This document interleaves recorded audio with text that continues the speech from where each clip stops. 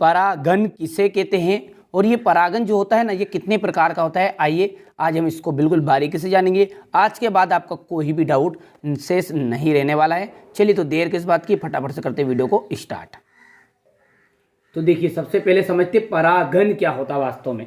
तो देखिए एक तो ये चित्र है, एक यहाँ पर मैं एक पुष्प लेकर आया हूँ। अब इस पुष्प को आप गौर से देखिएगे, ठीक है, थोड़ा सा विल्लर हो जाता है वो मोबाइल से वीडियो बना रहे हैं, तो यहाँ से देखिए, ठीक है।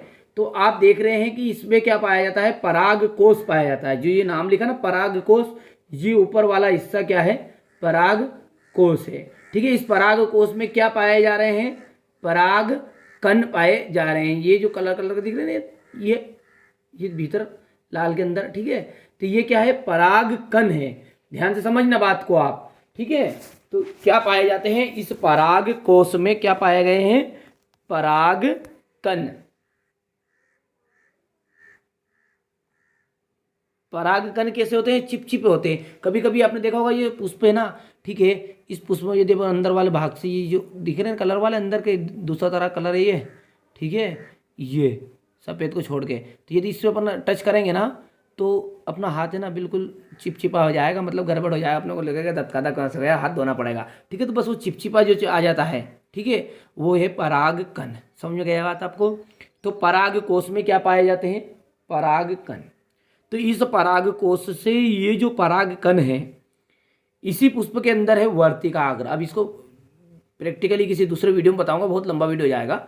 इसमें पाया जाता है वर्तिकाग्र, ये अंदर है यहाँ पर, ठीक है, यहाँ पर अंदर है, अंदर वाला हिस्से में फोड़ना पड़ता है उसे। तो पराग कोश से पराग कण कहाँ जाएंगे, वर्तिकाग्र तक पहुँचेंगे। सिंपल सी बात है, क्या बोला है मैंने, शब्दों को याद रखना है। पराग कोश से, याद भी रह जाएगा, जीवन भर याद रहेगा, पराग कण, ठीक है। पराग कोश से पराग कण कहाँ पहुँचेंगे, वर्तिकाग्र तक पहुंचेंगे। कहां तक पहुंचेंगे भैया, वर्तिकाग्र तक पहुंचना क्या कहलाता है वास्तव में, परागन कहलाता है। शब्द समझ रहे आप, ठीक है।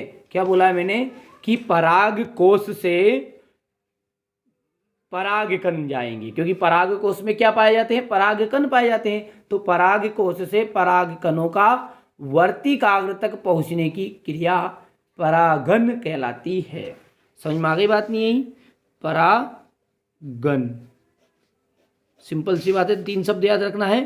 पराग कोश से पराग कण कहाँ जाएंगे, उठकर वर्तिकाग्र तक जाएंगे। कौन जाएंगे, पराग कण जाएंगे, ठीक है। चलिए इतनी बातें क्लियर हो चुकी है।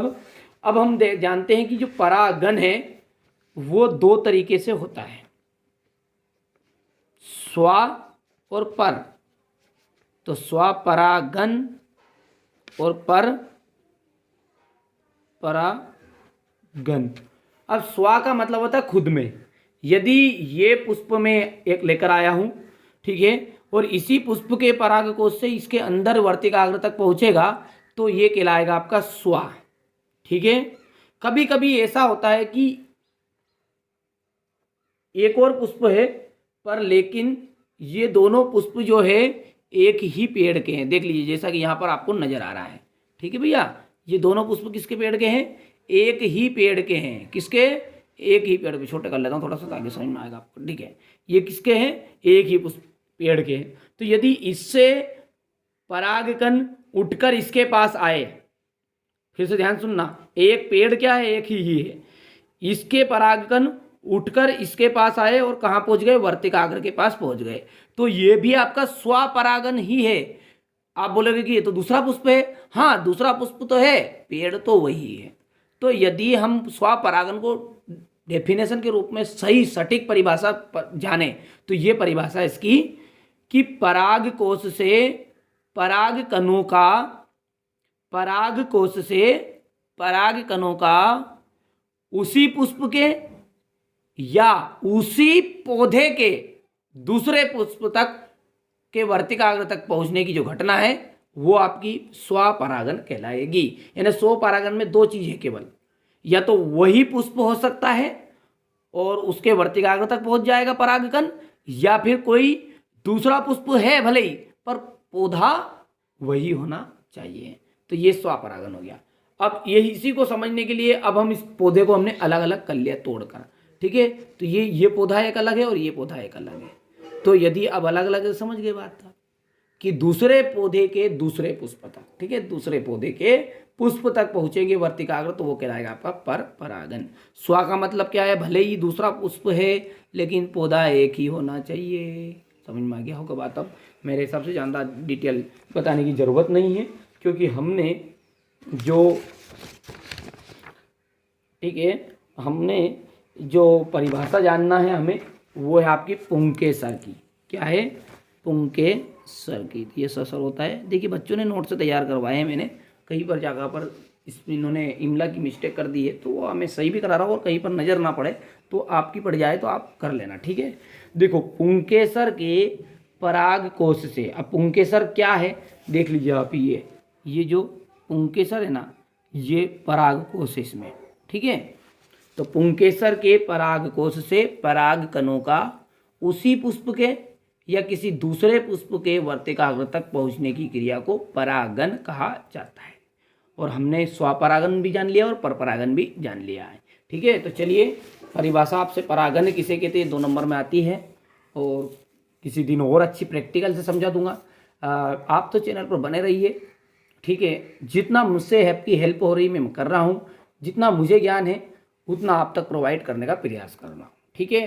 तो जैसे मुझसे बना उसी तरह मैंने समझा दिया आपसे, ठीक है। फिर भी कोई आपको डाउट रह गया हो तो बेधड़क आप कमेंट बॉक्स में कमेंट कर दीजिएगा, और ज़रूर बताइएगा वीडियो आपको कैसा लगा, आपको समझ में आया है या नहीं आया है, ठीक है। चलिए तो मिलते हैं अगले वीडियो में, और सारे जो महत्वपूर्ण प्रश्न हैं उनकी लिंक जैसा कि हर वीडियो में ही बोलता हूँ मैं, डिस्क्रिप्शन में मिल जाएगी आपको, और प्ले लिस्ट एक सेपरेट बना दिया, देख लेना आप और अच्छे से तैयारी कर लेना, ठीक है। चलिए तो मिलते हैं अगले वीडियो में।